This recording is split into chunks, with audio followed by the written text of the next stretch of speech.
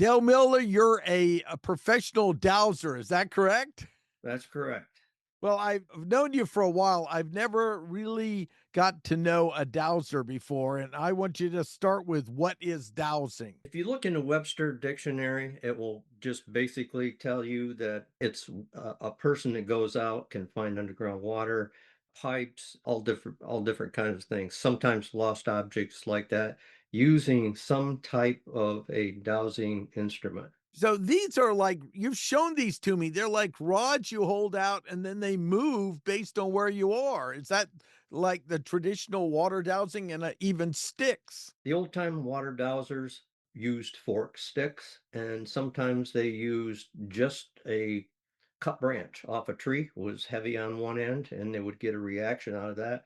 Or the fork sticks will move up or down to a reaction. And back in the day, they looked pretty much just for water, sometimes minerals. When they ask a question, it would either go up or it would go down. And they had predetermined yes and predetermined no. So they know what they're getting when they have a reaction. It's just amazing to me because it really looks like magic. How did you get into this? That's a really good question. I get that a lot. I was 23 years old working on a high school edition union job following a backhoe, and I was digging a ditch for a footer. And there was a union plumber off to my right, and he was going across the ground with a set of L rods. And I just stopped for a second and watched him. Pretty soon they crossed. He motioned my backhoe over. We dug down about 3 feet, and there was a great big drain line that he had to tap into. And was dumbfounded. I just was pretty amazed by that. So long story short, I just asked him, "Hey, can I try that?" And he let me try it, kind of explained it a little bit, and that's where I got my start. I was bitten. I gotta tell you, I think of dowsing a little like homeopathy because it looks like by kind of traditional Western, I guess, old school science, it shouldn't work. Well, we have a side of our brain that we don't tap very often, but we do tap it sometimes. It's the intuitive side. And I can give you an example. You might be going down the road at night. It might be raining. You crest a hill like that, and all of a sudden you get this feeling within your body and you start to slow down. Over the crest of the hill, there's a T that's hidden and you couldn't see it. If you'd have maintained the speed, you might have crashed. So that's kind of the intuitive side. The other side, of dowsing, which gives us the essence to work by, is electromagnetic. And that's especially prominent in water because Mm. water, when it moves through rocks, puts off an EMF, and um, a person can attune themselves to that. Are the rods moving or are you moving them? Or is it kind of a cooperative? That's another really good question. The dowser is always moving the rods, but the input from the brain is receiving the whole time. It's reading. I mean, in reality, if we could really uh, open up all of our senses, there is so much around us that's incoming all the time that we can't consciously tap a lot of the time. But dowsing opens that door to a degree, and every dowser pushes that door open as far as he can. Wow. But does it kind of feel to your conscious mind like it's moving itself? It does. It really does. And the more you douse, the smoother and quicker reactions that you get. There are some tricks to how to use dowsing devices to make them operate very quickly, but it does feel like that. So the thing is, dowsing is almost like a computer program that you can't just go out there and ask something. You have to really set yourself up uh, in a mannerism like a computer program where you're let's use water for instance. Okay, so you have to envision in your brain that you're looking for moving water in the earth, because if it's just a pool of water, it could be stagnant and not good for human consumption. If you can, in your mind, if you can actually see water moving through matrix, maybe deep in the earth, like a spring that pops out of the ground on a hillside, something like that. Moving water. Now you've got something for the brain to latch onto. And when you ask a question, maybe if you're standing at the edge of a field, is there um, a source of water that would provide water for this household or this farmer? And if you get a yes reaction, then okay, ask what the direction is. And then there's many ways to get to that. But that's kind of how it works. I get you totally confused? No, it's just fascinating to me because I see you have something in your hand, so maybe you can show people a basic dowsing tool. But first, let them know that that's what caught my interest when you gave me the stats on success in finding water with this system. Yes. Yeah. Well, once you really learn how to douse and dowsers confidence are at the top. Whatever their pursuit is, whatever their interest or trying to find, it's at the top. If you get a stumbling block, then you don't get off track. There's a reason for that. You have to sort it all out. But the dowsing device may be a pendulum, a Y rod, an L rod, a bobber, will give you those reactions. And on the front end, you have to set up all of your devices to whatever you expect to get out of them for a yes, no answer. It's a program. And the best thing to do is to write it all down when you're getting started. Excellent. So, all right, show me you have something in your hand Sure. since This we is, started. I don't know if you can see Explain that. this. Is Yeah, this, we can. can you I see can. this? Okay. This is just a simple little Y rod. There is a couple of things about it. One is in the very tip of this, there is a soft nose cap on it. The reason is below it right here is a metal piece that holds the rods together. On underneath this nose cap, there is what we call a Herkimer diamond. Herkimer, New York has, they're not really diamonds, but they're quartz crystals. They're about one of the purest in the world. I buy different sizes of them. I put it underneath the nose cap. And um, it just gives you a little bit more energy for the body and the mind to work with. And so the dowsing rods, this pair that I have in my hand here are 17 and a half inches. I worked with many lengths and they're nylon. Doesn't have to be anything special, it's whatever's comfortable for the person to use. You can use a tree branch, you can use coat hangers, you can use these nylon dowsing rods or anything that works for you.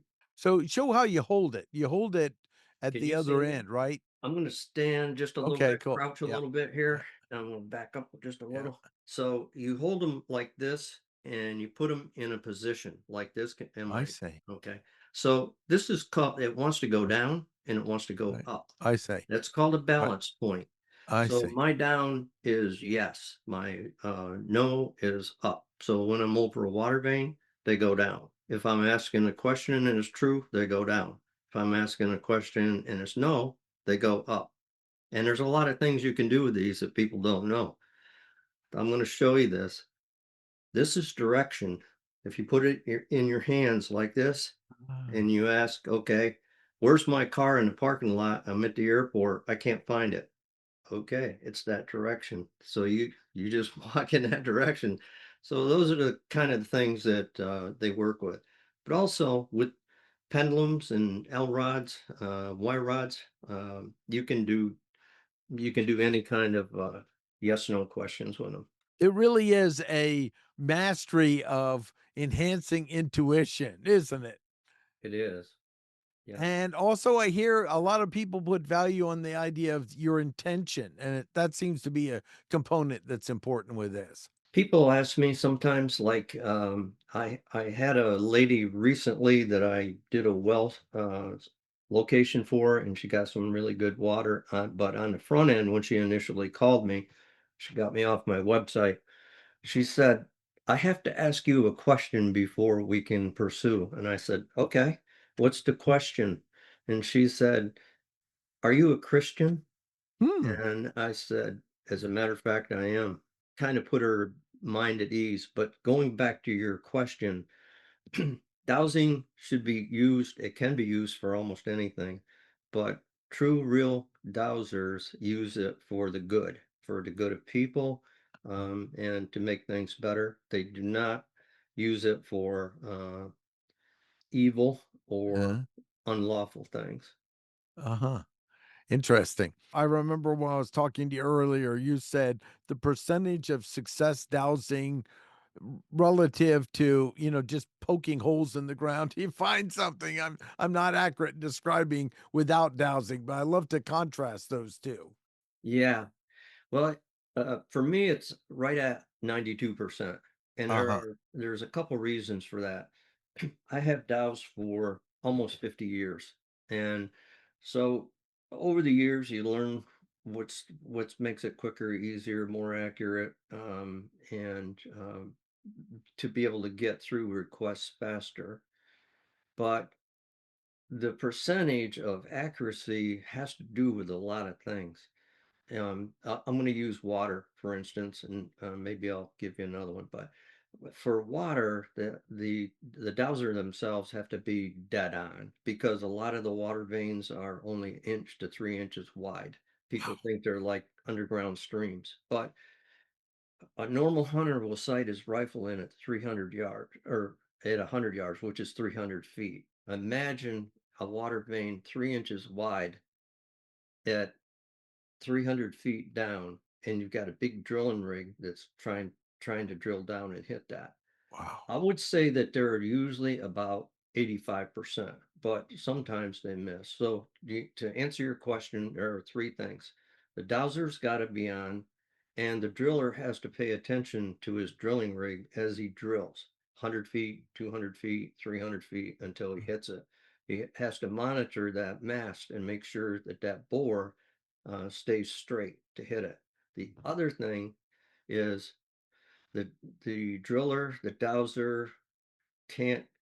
I mean, we're always subject to Mother Nature, and if the driller happens to hit something like something extremely hard or a large crack, it can throw him off, and there's no correction. So you're going to miss one once in a while. You're not going to get them all.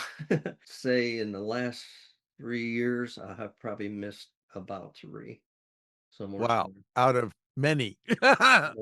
Yeah, out of many. Yeah. Without dowsing, how do they find water without doing it? Because you've really built a reputation where people are seeking you from all over the US and beyond. I just did one in England. If somebody has a request for a well, and it doesn't Uh-huh. matter if they got a small parcel or a large parcel, and they contact a well driller, then the well driller is going to come out. There are some actually that douse, and of those people, you got to commend them. They will do their best to find good water for the client. But beyond that, they will find a level spot closer to the road or the house, whatever Uh, it is, and uh-huh. just drill. And see if they find it. I gotcha. Yeah. So it's to answer your question, um, they don't really have um, a good path ahead to find water most of the time. It's just for drillers, it's just if they nobody says anything, homeowner or anybody else, they'll just come out and start drilling. And see what happens, which Yeah. really makes it so much more efficient when you get someone like you that can narrow it down to a much closer location. And I loved Yeah. how you explore we talked about the depth, something that provide water for a certain long period of time. It's amazing all the little variables that you built in to working with the client. Yes. I have what I call Form 5. Took me a lot of years to develop it, but it captures. I'm gonna come back to where I'm going with this, but on the very front end, a client will send me their information, and I'll sit down with it. And this is hard to understand. I get that, but I'll sit down with their map, and I do what I call a map dowse, and I can find the most abundant flowing water source within their property that's workable. Beyond that, it has to be potable, good for human consumption, and it has to last for either as long as they own the land or whatever the structure is on there, like a house or a farm or something. It's got to last for as long as they own it. So there's a lot of components. So that's the map DAOs. And I do that from the house. On Form 5, the other half of it is collections from the field. And the field is once we're on site, I've already marked a map. It's going to put me within 25 or 100 feet of the actual location on site. So I will walk the area or scan the area, whichever I want to do, and then get a direction and walk out and pinpoint where the most abundant water source is. Once that's done, then I stand over the water source and ask some questions like, okay, how deep is this? And I have a method to do that. It's kind of like a little computer program. And how many gallons at the well head can we expect? And the reason you ask for the well head is because if you just ask how many gallons, you might read the source. That's Uh-huh. not what you're going to get at the wellhead. It's always less of uh, some nature because either the driller doesn't hit it straight on, or um, in drilling it can get pinched off a little bit. So um, if you have like a 3-inch wide stream, it may be able to produce 20 gallons a minute, but in reality, it might only produce 5 or 6 because of a lot of factors. So the little forms that I have put together, it deals with rock matrix um, on site, and it deals with GPS locations, direction of flow, a lot of different things. What the type of what's happening on the surface? Is there rocks there? Is it a field? Is it forest? What is it? All those little notes are put in this Form 5, and that's part of the client's report when we get done. But it's very important for the future because if I get called back for another well or something, I've got all that and I can just review it. That's just amazing. You're taking maps of the location in your home, and that's where you're starting to narrow it down. Is that right? That's correct. Wow, that's incredible. Can The you share some stories of your experiences with this? Okay. Before we leave that, I just want to pass one Yeah. thing to you, and that is I have met with the head geologist downtown Raleigh and got a lot of the geological survey maps, and I use the computer. When a client calls, I after I get their information before I map out, I always pull up what their geological situation is, what kind of rocks and matrix and what's happening on their land. Because I've dowsed long enough and dealt with a lot of different types of matrix, it really gives me an idea of what's possible and what's not possible. So that's part of what goes into that Form 5 also. Now, I've gone on a tangent, so repeat your question, please. Love to hear some stories of kind of unique stories of going out and dowsing and with water. And then I really want to hear some dowsing of other things because that's something else that you told me about that was quite exciting. I had a gentleman call from Chicago uh, many years ago, and this is when I was just really heavily getting into dowsing, and this is where you can use technology and dowsing and blend it together. The fellow that called had been out to a concert, and when he had gotten pretty well hammered, he came home, and the next morning he woke up and had discovered that his wallet was missing. So um, this was back in the day where they had fax machines and not like printers. We didn't have printers that interfaced with the computer back then, but we had fax machines. So took his story and I said, okay, here's what I want you to do. I did a little dowsing and I discovered that through a process of elimination, that it wasn't lost when he was at the concert or on the way home. It was actually at his residence. And so I said, draw me a little hand sketch and fax it to me. So he drew the hand sketch and faxed it to me. I sit down and I dowsed it, and I got a location. And so I called him up and said, go to this location and tell me what you found. And said, okay. All right, I'm here. I'm not seeing anything. I said, okay, tell me what's around you. And he did. And I was just thought for a minute here.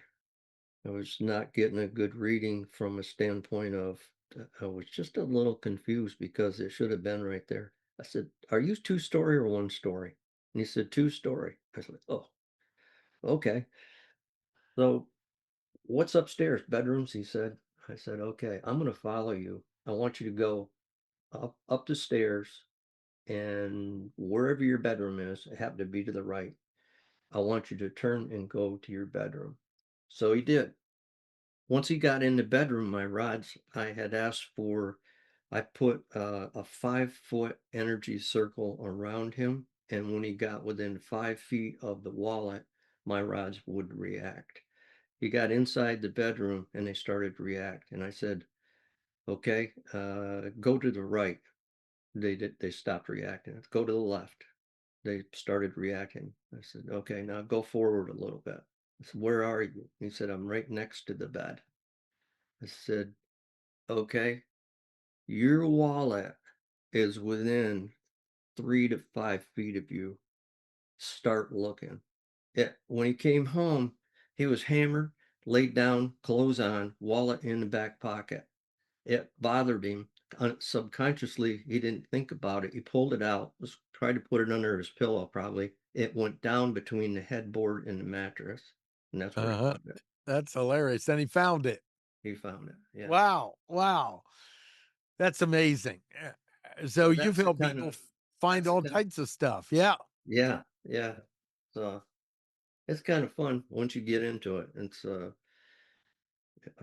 You don't just have to use it for water. You can use it for anything. What's the, most, challenging thing you've worked on? I would have to say Spanish. And to explain that, for years and years and years, I have studied the Spanish movement through North Carolina when they came up through from Florida Uh, when uh-huh. the U.S. was settled out a little bit. They came up into um, the Asheville area, went over the top of the mountains, and kind of went on and then back down into Louisiana. But in um, in the Asheville area and even a little bit more east, they were plunderers, but they were very clever. They got the Indians to help them. And wherever they went from the coast all the way as far as they went, they drew maps. But more than drew maps, they carved rocks. And so the study of following them and in some cases recovering a little bit, but trying to understand this even today, the signs that are still out there carved in rocks is amazing. And it's if you get where you can start to understand some of this, and I've ventured into that area quite a lot, and I have volumes of that stuff. So But have you found some of these rocks that are markers? oh yeah, I have hundreds of pictures of them. Wow, Yeah. wow. So it can work through history and as well as current things that people have lost and Yeah, the cool thing about dowsing is once you're into it, I had mentioned that it works on yes, no answers.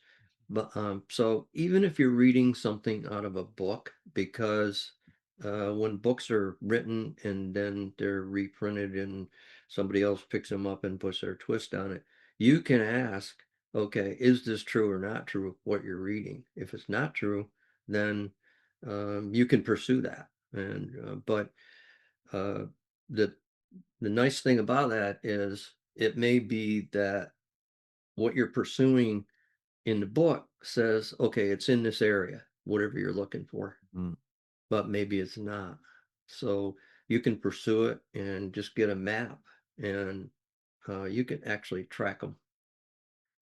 Uh, Wow. Years and years ago, I'll just tell you this, Martin, and I'll let Yeah. you get back to answering Yeah. some questions. But I used to track hurricanes off the Ah. coast of Africa, and you'd be amazed how accurate that is. And I helped some other dowsers do the same thing. We used to do it for fun, just to see where they were going. But we would do it 3 to 5 days ahead. Oh my gosh. Well, we might have to get you to, meet, Greg Fishel sometime that I know. I mean, Yeah, see if he would boldly wouldn't that be funny with some yeah, weather, say, "Why don't we try something and see if you could, Dowser versus weatherman," would be, yeah. I have met Greg one time years and years ago, but he's a great guy, and I think his knowledge would surpass mine in that area by yeah, of quite a course. bit. Yeah, well, he's using just traditional science and his experience too, Oh, wow. so Yeah. verifying it. That's Mhm. excellent. Could you tell some more stories of unusual things you've found and how you found them? Absolutely. I'm going to tell you about one that I got a location on. It took me 3 months to do this, but we're back to Chicago again. There was a master painter up there, for lack of good words, painted portraits and just all different kinds of stuff. He had some friends that were getting married in New York. So he painted this beautiful picture of it was orchids. And it was probably about 4 foot long and about 30 inches high. And it had a gilt trim around it. And so this couple was going to get married in New York, and this gentleman sent it from Chicago to New York, and they got married, went away on a honeymoon, come back. So this gentleman contacted him and said, "How'd you like the painting?" We never got it. So he got me involved, and I tracked that thing. It was picked up by DHL, and I tracked it from Chicago down through Texas, all the way back into New York, and um, and then what had happened was a lot of the shipping information had fell off from the container that it was in, and so it ended up in Indiana in a holding place. And I mean, I had 100 calls to DHL and other places too. This is where technology and your dowsing come together. Mhm. So I found the date that it had been sold out of this warehouse in Indiana. So Wow. what happens is DHL and probably FedEx and a lot of the other groups out there, they when they have like a lost and found warehouse, and then every so often they'll have a big sale, and that's what happened. This went out the door as a sale item. So I got the date that it was sold. They couldn't tell me who it was sold to. So I took a map and I sit down with it and put a big radius on this map, and it was a U.S. map, and it was within radius. Happened to be still in Indiana. So by deduction, I used my computer and a satellite view, and I found the street and the house at where this thing was uh, residing, this painting, and it was over a fireplace. So I got back to this gentleman in Chicago, and I said, "Okay, this is where it's at. I can't tell you the people's name. Here's the address. Uh-huh. It's in the front door to the right. It's over a fireplace. The next move is yours." I didn't hear from this guy for like a week and a half. And I called him back up and I said, "What's the deal? How you making out with that thing?" He said, "I'm not going down there." And I said, "I just put 3 months in this thing." Right, right. And he said, "Well, the insurance company paid out." I I said, see. well, it's up to you, whatever you want, but if you ever want to go see it, that's where it's at. And another interesting one was a college professor. He worked in some college in Vermont, called me, and then in March he went to Florida and then came back in May. So he had a very expensive guitar. It was made by Gibson. He'd had it for many years, and he taught music. He had left the guitar in a closet when he went to Florida. When he came back, it wasn't there anymore. Uh-huh. So he asked me to get involved. I'll give you the short version of this, but Uh-huh. it took me a couple of weeks to track this thing down. So um, I deducted that he had a housekeeper that had a key to the house. Uh-huh. And so I naturally, I mean, she's got the house open. Was it her? No. Okay. Could it be someone that accompanied her? Yes. She had a Uh-huh. boyfriend and he took I it. s- So Wow. it went to New York. I don't know if Wow. he played with it down there or Yeah. not. And I'm thinking, oh man, they're going to sell it. Yeah. And then I got, okay, it came back to Vermont. Where is it in Vermont? So I had the name of a town like when I was doing this. And so it turns out that this house cleaner's boyfriend lived with her in this town. And I Uh-huh. got that the guitar was there. So I said to this Wow. guy, don't go there and Right. accuse them, Right. but make up a flyer. Yeah. And I said, Do two things. One thing is go to the police and report it. And the Mhm. second thing is make up a flyer. You don't have to put them out all over, but put them on their street. And then go to the door, knock on the door and say, listen, I've lost this guitar. I've talked to you about it, but I want you to have this flyer because the police are looking into it. The next day it was on this guy's porch. Really? Yeah. Wow, what a great story. A great way of handling it too. Yeah. Oh, that's fantastic. I'm thinking of I'm a fan of a group called Yes, and Alan White, I think, or the drummer of Yes, I think had his drum kit stolen right before not long before he almost passed away. And boy, would that have been helpful if you could have helped Yeah. him find it, you know? Yeah. One of the scary ones, I used to go to West Virginia and we had a group and we would go out and we would dig artifacts. And um, this is it almost like you had a metal detector, only we Mhm. used dowsing rods. So we were out there one time and it was kind of like my turn to go find something. So I used my rods and I turned in a circle and I walked, I don't know, maybe 100 feet or so, something like that. And it went down. It was in a null in the ground. And Uh-huh. so the guy that one of the master dowsers that I understudied with was in West Virginia. He's just plainly incredible.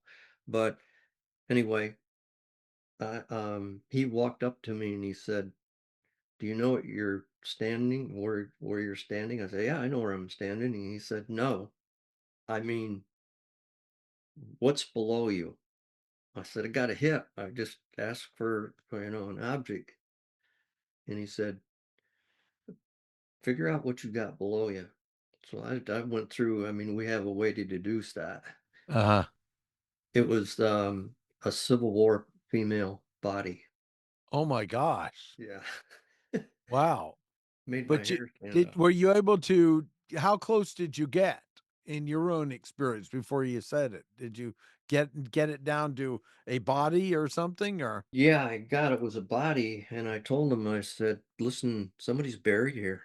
And he said, tell me when. And it was during the Civil War. And he said, wow. now tell me what gender it is. And I got female. And he said, you're right. It's female. Wow. I had another one that scared me a little bit. In the mountains in western North Carolina, there's a lot of gold streams. So I go over once in a great while, pan a little gold, but that's a lot in that area, Grandfather Mountain area. That there is a lot of Spanish carvings in that area. I was in there following some of these carvings, and I happened to come on to um, I don't want to call it a crevasse, but it's where the mountain pulled away and it created a big crack. And it was probably Mm. 20 feet, if you're standing on the top of it, looking down in it, probably 20 feet wide and maybe 50 feet down in the bottom of it. Wow.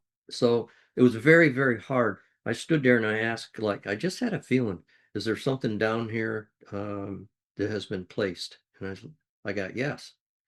Placed means like somebody put a cache down there or Right. took something down there.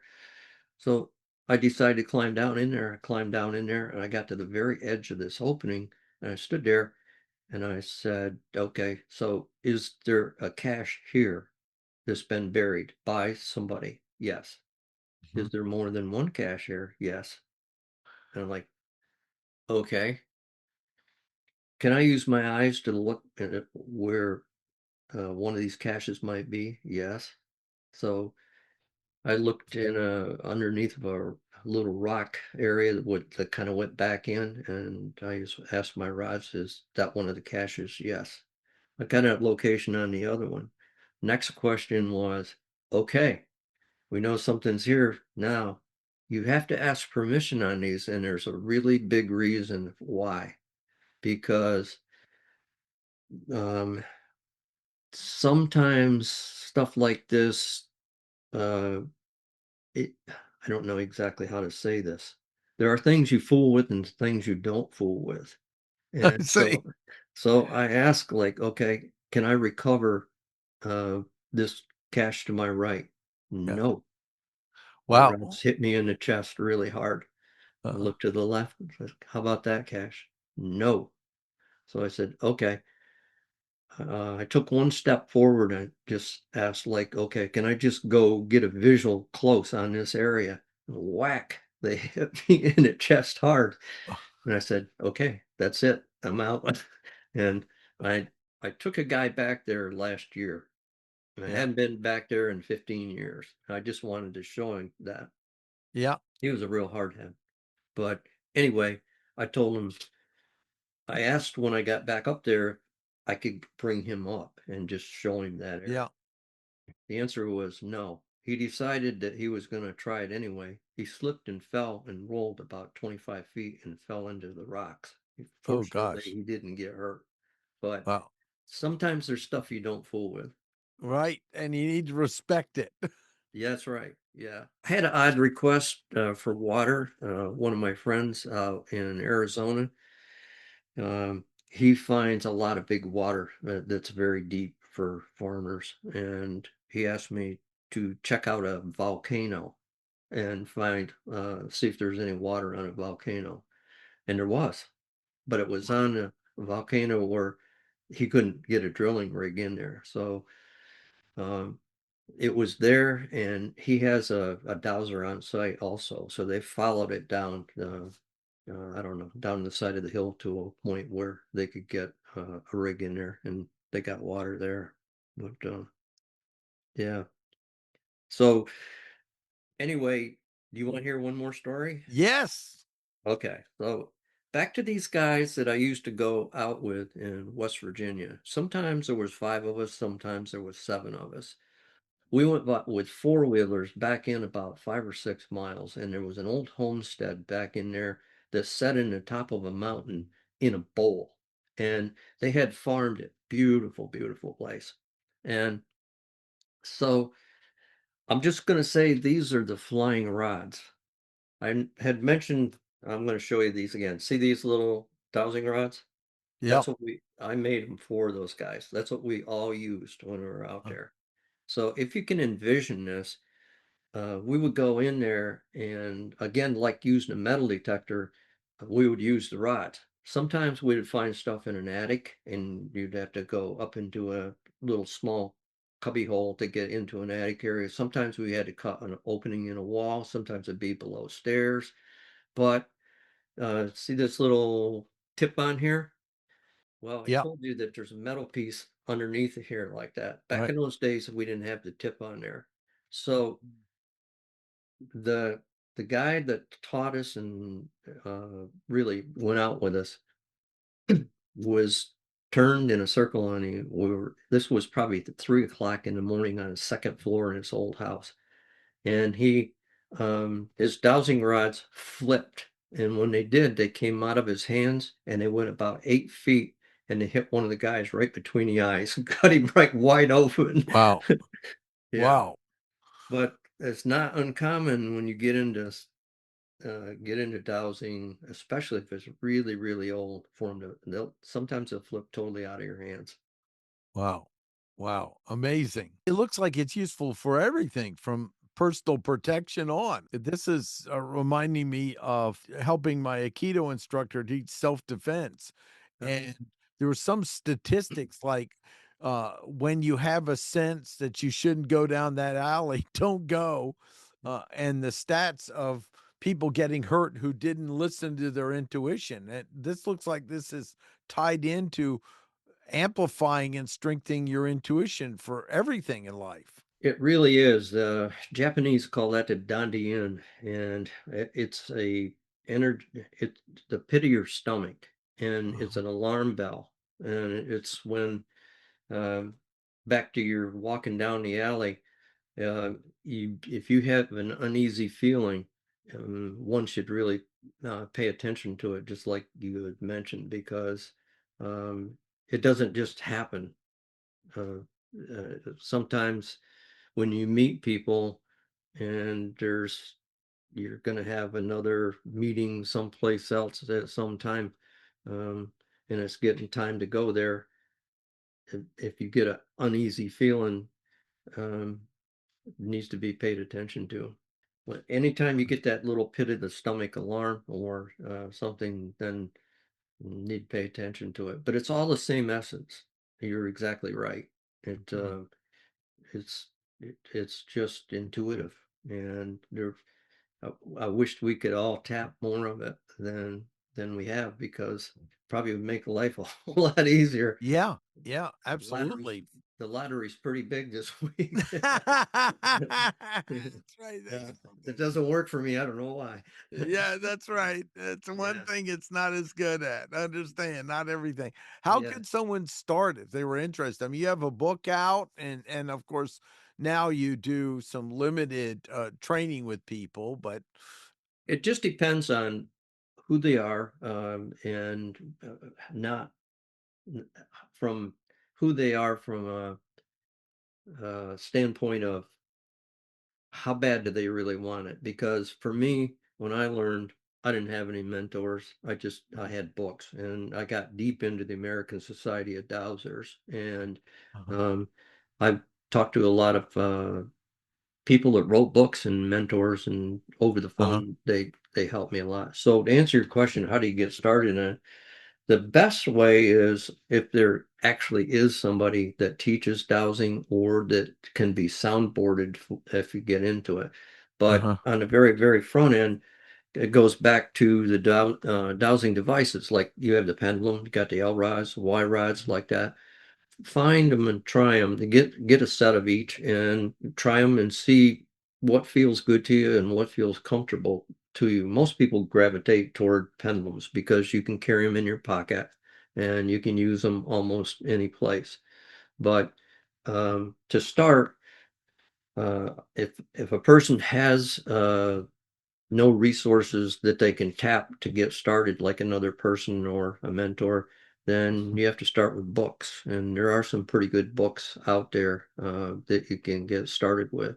And then You have a book. Talk about it. Water Source Guide for Dowsers. And this is primarily for water. However, uh, as a person goes through it and goes through some of the exercises that's in it, this is a water source guide for dowsers.